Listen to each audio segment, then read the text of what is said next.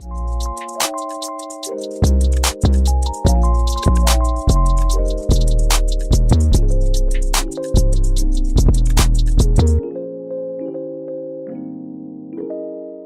y'all, welcome back to my channel. So as you read by the title, today's video is going to be a girl talk, and I'm so excited to do this video. I've been wanting to do this for a little while, so we're just gonna get straight into it. So I did a poll on my Instagram asking for girl talk topics. So I'm gonna go through all the topics and we're gonna talk about them together, you know. We're gonna get the tea, we're gonna get some information, we're gonna know what's going on. I'm also gonna be doing a face mask while I talk to you guys, so you know, we're doing some self-care. I'm doing the Aztec clay face mask. This is my favorite face mask. I trust it. I really trust it with my life. So we're just gonna get into it. First, I'm gonna start off by washing my face. This is the face wash that I use. And yeah, then we're gonna get into the topics. So let's chat, y'all. Okay, so I just washed my face and I got the face mask ready. So we're gonna get into the topics. Okay, so the first topic we have is overcoming anxiety. So I don't know about y'all, but me, I have bad anxiety. Like, it gets so bad, and it's just gotten so much worse, like, as I got older. So my advice is not gonna be like, oh, this is how to get rid of anxiety completely, because baby, no, I'm still working on it. But I do have like a few tips that I use to like manage it. So the first one is to be present. Living in like the present moment and not stressing about the future so much is like so like helpful with anxiety, because a lot of my anxiety is like rooted in like my future, or even like tomorrow, like I have to do this, I have to do that, I have to do that, and my mind's just like constantly going. So being present and only like focusing on what you have to do in this exact moment definitely can help like calm down a lot of that anxiety. Next one I have is have like tactics to calm yourself during like when you're having like an attack. For me, I have like breathing exercises that I'll do. One thing about me, I'm gonna pray about it. And a tip I have is like praying it out loud helps way more than me praying it in my head. Like, because like I do both. I pray in my head and I pray out loud, depending on the situation. But when I'm experiencing anxiety, I like to pray out loud. Like, I don't know why, it just helps so much, but it just helps so much more. And yeah, just finding like tactics that work for you. Like, a lot of people do like coloring, painting, that kind of vibe. If you can go outside and like sit in nature, if that's a possibility, or if you're just like, you know, in a space you can't leave, like I suggest like getting like maybe like a fidget toy. I used to have one, I don't know where it's at. Just things to like calm yourself down when you can't like actively like deal with it in the moment. The next thing I have is knowing that everything is not in your control. So control what you can control, because a lot of times we be so worked up about things that are like way out of our control. Like, baby, I can't even change how that situation's going. I can't even do anything about it. So really control what you can control. And then my last one is therapy.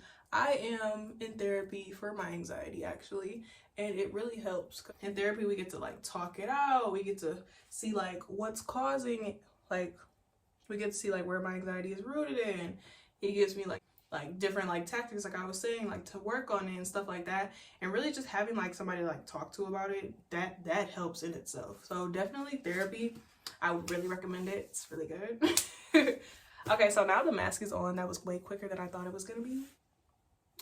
So yeah, let's move on to the next topic. The next topic is when to cut off a toxic friendship. So if you know a person is becoming toxic for you, that's when you should cut it off. Like, if you're getting those vibes from somebody, that's really when you should cut it off. If a person is draining your energy or bringing you down, that's when you should like start to realize like, okay, maybe this person isn't for me. Maybe we shouldn't have a friendship anymore. And if they're leading you to things that you're trying to grow from, like you're trying to like, you know, escape from, they're leading you back to that. That's another one. I feel like a lot of us are like, you know, in like an elevation season, like trying to like grow and like change our lives and just elevate from the person we used to be. So like if you have people who are like steady trying to bring you down into the environment you're trying to escape from, that is a good sign. Like, okay, you're not good for me, you're toxic for me, I need to remove myself from the situation. If the person is talking down on you or making you feel bad, no. Friends, we're supposed to encourage each other, we're supposed to build each other up. So no. And then if they're showing like jealous traits towards you, I feel like this is like very like toxic. A lot of friends like have like envy towards their friends. I don't know why, but I know that that's very common. So if they're starting to show like jealous like traits towards you and like, you know, expressing like those kind of vibes, maybe they're not good for you. I feel like I look so crazy with this face mask, but y'all, it just works so good. And then the next topic is kind of like tying into like what I just said. This one is how to know if someone's a good friend or if someone is good for your life. So I feel like it's kind of like, you know, going along with that. If they're encouraging you and uplifting you, that's good friend. Those are good friend characteristics. You know, we want people to build us up and not tear us down. If they're leading you towards doing good and not doing bad, that's a good one. Good friend, we love that. Another trait of a good friend is if they are real with you and they want the best for you. A lot of friends, when giving advice, like people will try to like sugarcoat advice. You know, it's like you should consider your friends' emotions. Like, don't be talking reckless to them. Like, don't be overdoing it with the advice. Like, you know, acknowledge their emotions, be empathetic, but be real with them as well. And being real with somebody does not have to be mean. Like, I feel like that's what people like associate with like being real. Like, be real in a nice way. If your friend is constantly putting themselves into bad situations, I feel like as a good friend, you should be able to, you know, tell them like, hey, this doesn't seem like, you know, the best idea or the best situation to put yourself in, and extend like a helping hand to them. Be like, hey, I'm here for you if you're going through anything. Like, you know, just always be there for them. And also, like, I hope this is making sense. I feel like I'm just rambling. But yeah, advice, moral of the story, advice does not have to be mean, but it needs to be real. So yeah, you can be nice and still give real advice. Ooh, okay, rhyme. Okay, rhyme. Yeah, I feel like good friends, you want the best for each other and you want to be real with each other. You want to be honest with each other. Like, you don't want to watch your friend constantly put themselves in like toxic situations. Like, you don't want to watch that, you know? So definitely being real with them, especially when they ask. Okay, I feel like that's good for a good friend. Okay, the next topic was bad men. This one's so funny to me, but let's dive into this. So first of all men are not bad. Let's clear the air. But I feel like there are like ways that you can like, you know, be able to discern whether someone is good for you or not. Knowing your worth will help you to discern bad men before you get too involved with them. Like, I feel like a lot of times, like, especially like with me, like at times where I really didn't like know myself or really like know my worth, know my value, like, no, I'm like that girl, I would settle for anything. Like, for real, like, you're giving me attention, I want you. Like, I'm being real. Like, so I feel like knowing your worth is definitely like, you know, the key to discern like if someone's good for you or bad for you. Because like, when you know what you deserve, when you know that you're all that in a bag of chips, like when you know like what you stand on, you will be able to notice like what you won't tolerate in a man before you even get started. Like, that man is already like giving you like red flags in the beginning. You will know, okay, I'm not gonna sit here and tolerate it no more. I'm gonna dip while it's early, while I'm not too attached. Knowing what you want to experience and what you will tolerate is key too. So I feel like during your single season, this is the best time to learn what you want to experience and what you want to tolerate. Like, I've been really like slacking on it, but like the beginning of the year, I tried to do like solo dates, and I feel like over the months, I've really just been learning myself and see like, okay, what do I desire? And I feel like if you won't give it to yourself, don't expect somebody else to give it to you. I feel like that's very important too. Like, if you won't buy yourself flowers, why do you expect someone else to buy yourself flowers? Like, just little things like that. If you don't respect yourself, why would you expect someone to respect you? So, you know, just knowing your worth, knowing what you want to experience and what you will tolerate, all of that really like kind of ties into that and will help you to like be able to be like, okay, they're not for me. I feel like I just went on a big tangent. Honestly, don't know what I said. Okay, another thing, acknowledge those red flags in the beginning. Don't let them keep piling up. And I feel like this is something we always do, be like, oh, it's okay, you know, he's not perfect, you know, it's okay. Nobody's perfect at all. But there are certain things that when you know your worth, you know you will not put up with that. Certain things you won't let slide. Like, for me, like disrespect, you know, not being able to communicate properly, manipulation, being controlling, like none of that. Like, those will not slide with me. A lot of times dudes will show these characteristics in the beginning. It'll just be like real, like it'll be like little hints of it. Like, it won't be like too extreme, but you know, little hints. But you got to be able to like really you got to really be able to know, be like, okay, what he just did is not something I want to tolerate, and I don't want it to get worse. So, you know, okay. Another thing is praying to God and asking him if that person is meant for you. Like God gonna let you know. God is gonna let you know. Like, for real. So definitely asking him for like discernment when you're like, you know, stepping into your dating season, trying to figure out, okay, who's for me, who's not. So definitely asking him for discernment. Like, that's really like key, for real. And there's this trend on TikTok, like making a password with God. And it's like something like you want your like soulmate to say when you guys meet, so you know that that's the right person. I think that's like real cute. So yeah, that's something else you could do too. But definitely praying for discernment first of all. And don't settle. Just because it's easily accessible does not mean it's for you. I feel like those are like, you know, that's all I want to say about like bad men. Okay, the next topic is being a high value woman, and I really like this one, and I feel like you could take this like so many different ways, but I really like my take on it. So, you know, let's get into that. So one, I talked about this a lot already, but knowing your worth. When you know your worth, baby, you won't tolerate certain things. You won't tolerate certain behavior, certain people, certain environments, none of that. You're gonna want the best for yourself regardless of the situation, and you're just doing the best for yourself. And I feel like it's just so important to know your worth. Keeping up with your appearance is definitely something. When you look good, you feel good. So I feel like this definitely like kind of helps. Like if you're feeling like, you know, kind of down and stuff like that, you know, get cute. You know, do your hair. My hair is clearly not done right now, but it's okay. I'm still cute. I'm still cute. But do your hair. You know, do makeup if you like makeup. You know, put on a nice cute outfit. Nails done, you know, anything like that, you know, just keep up with your appearance. Also hygiene wise, you know, taking your shower, making sure you smell good, get some good lotion, some good perfume, you know, and just be that girl.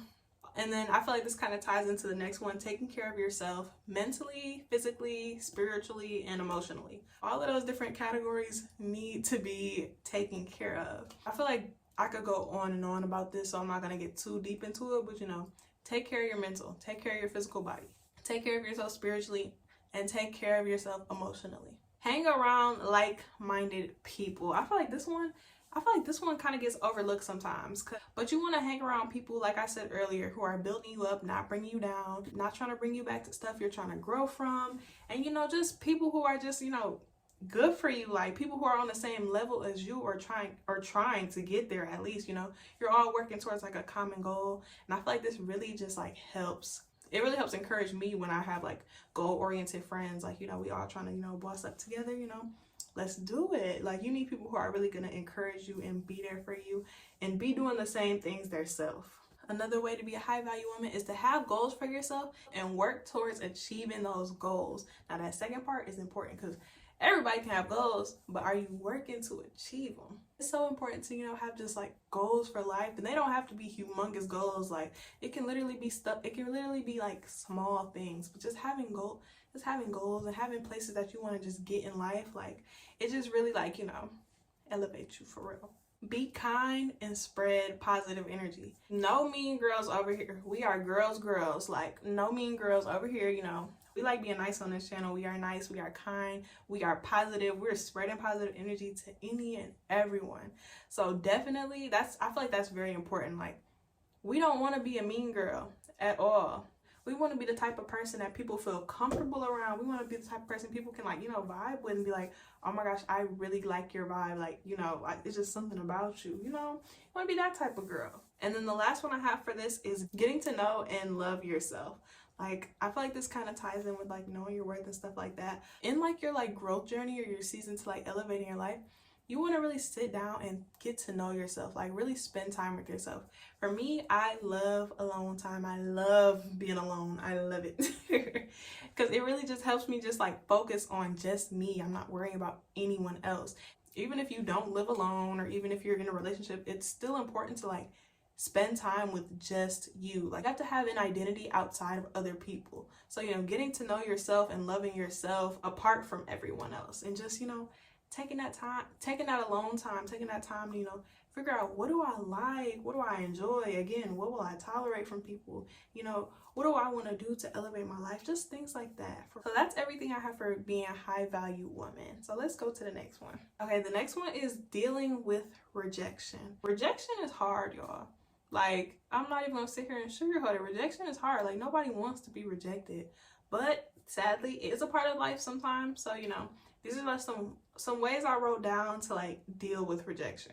So one, knowing that rejection is a possibility. This does not mean fix your mind on the idea that, oh, I'm going to be rejected. Like, this don't mean fix your mind on that type of thing, but just know that there are always two options, a yes and a no. Knowing that there are two possibilities, but don't be so fixated on the no that you miss your yes. I feel like that could be deep. Then if you do get rejected, know that just because you rejected doesn't mean you missed out on an opportunity. If I feel like I'm being rejected in any type of way, I feel like it's really God leading me to a bigger and better opportunity than what was there for me. I really try to see it in a more positive way instead of a negative way. Okay, they didn't want me. Okay, cool. I'm moving on to bigger and better. That's how I like to see it. And that's kind of how I, you know, deal with it and put like positive energy to it instead of just fixating my mind on like, oh, I didn't get picked. Oh my goodness. Like, you know, just try to shift my mind to a more positive aspect. It's okay to be upset. It's okay to be upset about a situation. I know I just said I like to, you know, I like to think about it as a more positive thing, like God leading me to better, but that does not mean I can't be upset. You are a human being. You can have emotions. It's how you act on those emotions that matters, okay? So, of course, if I get rejected from something, I'm gonna be upset. But I still know that God is leading me to bigger and better. I might have my little attitude for a little bit, but at the end of the day, I know He's leading me to bigger and better, and I'm going to be blessed in the end. Period. The last topic I have for today is vagina health. We gotta make sure we're keeping ourselves clean, inside, outside. You know, we gotta be fresh. We gotta be on top of it. So the first one I have is drinking your water. Staying hydrated can literally like eliminate so many odors, for real. And also when you drink your water, you know, you're flushing out all the toxins and stuff like that. You know, we want to get rid of all that waste. You know, we want to stay hydrated. We just want to be healthy down there. Another one is eat healthy. You are what you eat. Now, I'm not gonna talk about like what should I eat, what should I put in my body to be healthy, blah blah blah. You can do your own research on that one, but you are what you eat. So think about what you're putting into your body, what you're consuming, like, you know, and that will definitely play a role in your health, and not just for your vagina, your whole entire body, baby. But y'all know I'm a nursing major, but I ain't gonna get into that. I just finished my last nutrition exam. I'm feeling like a nutritionist today. But okay, let's move on. This one is use non-scented fragrances down there. Don't want to put anything like scented down there, because scented products tend to have a lot of perfumes and like parabens and sulfates, and I think those are the right words, dyes and stuff like that, and that can really be like very irritating to the vagina. So I personally use Sensitive Skin Dove, the bar soap, or I use Baby Dove. Like, it's like a pump, the fragrance free one. I one that wasn't fragrance free either. It doesn't have like a strong fragrance, like, cause I just told y'all don't use nothing heavily scented. Like, I'm talking like Bath and Body Works. Like, don't. Those are the two I like, and they keep me nice and fresh. I've never had no issues with them. So yeah. And another tip for like my sensitive girlies, if you're really sensitive down there, I suggest washing with a baby washcloth. Like, you know, regular washcloths tend to be like real rough and can like really like irritate you down there. So I suggest using a baby washcloth, and I got this tip from another YouTuber I watch. But baby washcloth, some soap, and, you know, wash down there like that. I really suggest that if you're sensitive down there. Another tip I have is let yourself breathe at night. Like, wearing underwear all the time, like, you don't allow yourself to like breathe down there. You don't allow yourself to take like a real breather. So I suggest, you know, letting yourself breathe at night. And, you know, if you don't feel comfortable, like, you know, just for like a little bit. You don't have to be like the whole night if you don't feel comfortable doing that. Me personally, whole night. But, you know, just letting yourself breathe, you know, letting her get some air. Because, you know, we want to keep her right. And then again, on the letting her breathe part, wear cotton underwear, you know, wear breathable underwear, breathable clothes. Like, you don't want to wear tight clothes all the time. You don't want to wear tight underwear all the time, you know. Wear things that she can breathe in. If it's always tight down there, it's just going to be sweaty, you know. Sweat leads to odors and bacteria and all of that. So, you know, we want to make sure that we're, you know, letting her be breathable in all ways. For the girlies who are having sex, wear condoms, for the simple fact of, you know, diseases. There are a lot of diseases out here, but a man can really throw off your pH down there. So you want to make sure that you're, you know, protecting yourself with the condom, because you can get yeast infections, you can get bacterial vaginosis, a lot of different things going on. So you want to make sure you're taking care of yourself if you are having sex. Wear condoms and pee after sex, because peeing after sex is going to prevent those UTIs. Make sure you're flushing all the bacteria out of there. So that's all I have for vagina health. Okay, y'all, so that is all I have for today's girl talk. I hope you guys enjoyed it, and I really want to do another one like one day. Like, I feel like there was less like pressure on this video than like with my like relaxing chat videos. I feel like I'd be having to go like by the script with those, but this one I felt, you know, a little calm, little vibe. So let me know if you guys enjoyed this video. I would love to do another one. Make sure to leave some comments below, like, comment, subscribe. I would love to have you guys here. But I'm gonna wash off this face mask because I look like Squidward. But yes, I will see you guys in the next video.